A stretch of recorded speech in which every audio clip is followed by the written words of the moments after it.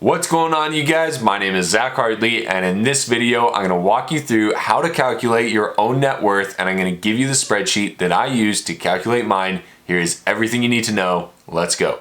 Okay, so your net worth, it's actually very simple to calculate this. All you're doing here is taking your total assets minus your total liabilities. Now your assets are things that you own, such as cash or stocks or a car or a house.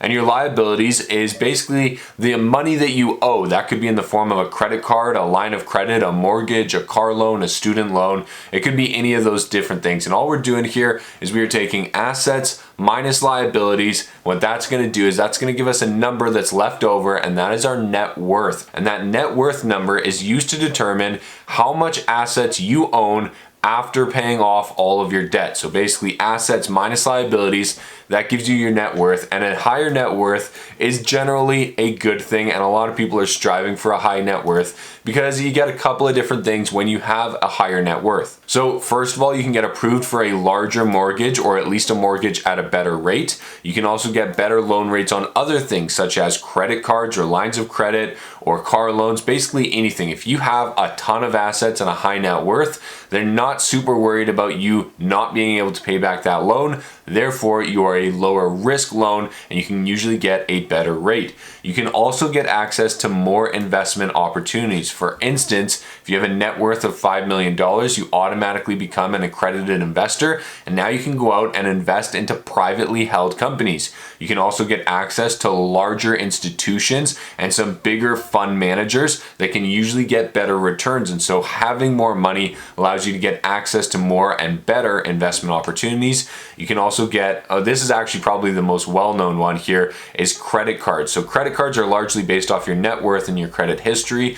And the better credit cards that you can get, usually the perks are better. You get more access to different concerts, you can get into airport lounges, you can do a variety of different things.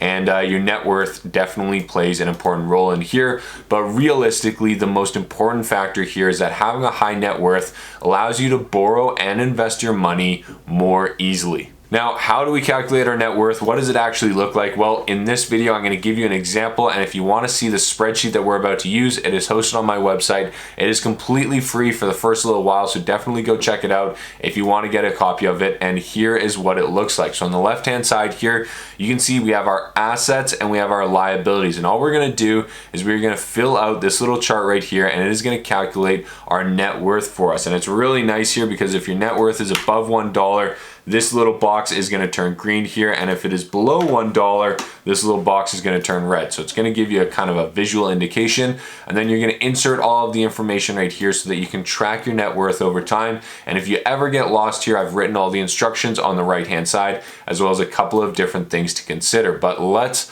dive right into this. You don't need to read the instructions because we are going to walk through this right now. I'm going to zoom into this just a little bit, and let's jump into it. So in order to fill out this calculator, all you need to do is go through here and fill out your own information. So for instance, we're going to run an example here where let's say you own a house, or you have bought a house and you have a mortgage on that house. Let's say maybe with your fiance or your wife, or you own it on your own. That's absolutely fantastic. Let's say the house is worth $500,000 and your mortgage remaining on it is, let's call it $350,000. You put 20% down, you've paid off $50,000 over the last little while, and you're doing pretty good.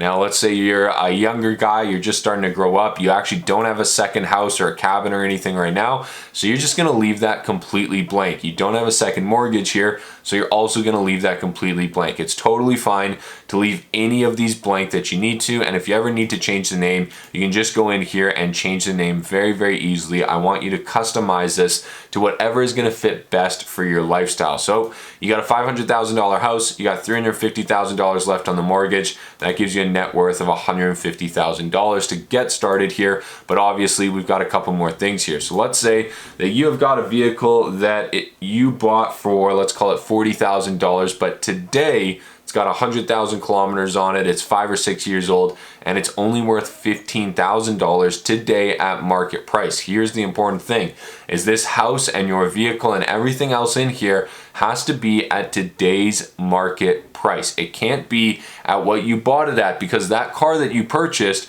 5 years ago for $45,000 or whatever it was, it's not worth that today. And so if you went to sell that today to convert it into cash, it would only be worth the market value. And let's say, for our example, that market value is $15,000, and you actually financed that vehicle and you have $10,000 left on that financing. And so what that does here is it says basically you own a $15,000 vehicle, but you have $10,000 left in financing. What that has done is it has increased your net worth by $5,000. This way we can take into account both the assets and the liabilities. Now, as we go down this sheet here, all you need to do is kind of fill this in. So if you only have one bank account here and it's got $5,000 into it, that's all you need to fill in. Maybe you don't have a second or third bank account, that is totally fine. But let's say that you do have an investment account. Let's say you have a 401k or a TFSA, depending on where you live, and you've got $25,000 into that. Well, you're gonna wanna put that under your assets because you have some investments. Now, let's say you also got into crypto over the last year because it's just been blowing up, and you put $2,000 of your hard-earned money into crypto. But unfortunately, crypto just crashed and now it's only worth $1,500 at the market value today. And so you have to use the $1,500 number. You cannot use the $2,000 that you put into it. You have to use the market value, and it's the exact same thing here for your investment account, and your bank account is already in cash denomination, so you don't have to worry about that one at all. Now, underneath crypto, I also have a column here for cash. So this is the hard cash. I'm talking about actual cash that you have stashed under your bed or in a safe anywhere. You can put that in here. Let's say you got some Pokemon cards, you got a nice Charizard that's worth $1,500. You can put that in here as an asset. Now, your household items here. This is talking about your couch and your desk and your printer and your office items and your bed and all the little things in your house here. Now, if you bought stuff from IKEA and you bought stuff from Walmart and it is bottom of the barrel household garbage, you need to mark it down to zero because nobody's really gonna buy it unless you do a garage sale. And at that point, it's probably not even worth your time. However, if you bought the $10,000 cloud couch from Restoration Hardware and you've got a metal custom made bed frame or something that's actually worth some money, then you can include it in here. But most of the time,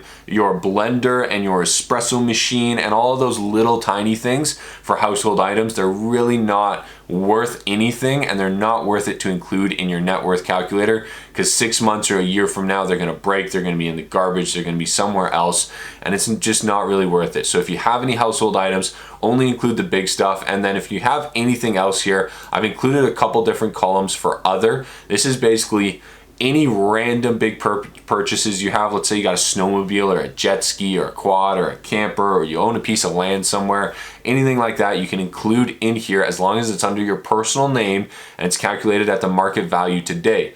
Once you have all of that in here, it's going to summarize all of your total assets, and we need to finish off the liabilities here. So starting with our credit cards, depending on how many credit cards you have, if you're keeping them like under $200 every month and you're just getting them paid off, you can leave these all blank because realistically you got enough cash in the bank. But if you have a $5,000 balance on your credit card that's been there for 2 months, you need to include that here because that is a debt that you have. And if you have another credit card that's at $1,000 and you can't pay that off right now, you also need to include that one. And if you have a line of credit that's at $6,000, you need to include that here as well. And so all of these different liabilities, they definitely start to add up, and you want to make sure that you include as much of them as possible so that you can get a good sense and a good idea of where you are at with regards to a position on your net worth, as well as your cash balance and how much money you owe. So really, really important here. And then student loan, let's say you owe $25,000 here.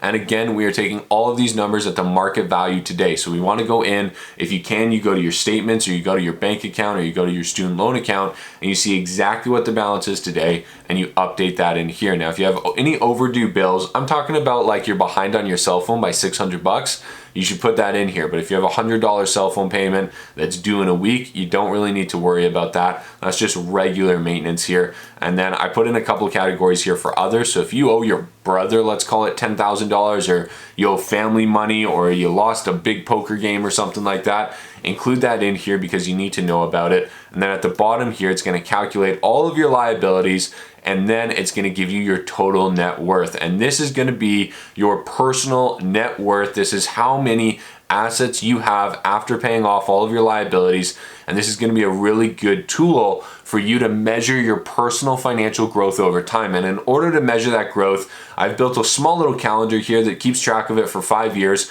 And all you have to do every time you calculate this is input your info into the calendar here, and then it is going to keep track of that over time so that you can see your growth as you go. Now, if you ever get lost on this or you need help filling it out, I've put some instructions right here, and I've also created an example right here. So in this example, I've actually whited out or blacked out or just deleted all of the columns that I didn't need, and then I've actually changed the name. So for instance, I live in Canada and I use Wealthsimple, Questrade, and Interactive Brokers. So those are my investment accounts. I use Newton and Binance for crypto. I have a couple of collectibles and I have a business as well. So this would be something in that other category where I personally own a business that is also an asset, and then it basically builds up my net worth right here. I only have a mortgage and it basically takes that off as liabilities and then calculates my net worth. And so then I can keep track of it month by month here, and I can view my progress over time. Now, if you're interested in checking out this spreadsheet, I will link it down below in the description to this video. You will also find a ton of helpful resources down there, such as $50 for Questrade to get started investing in stocks,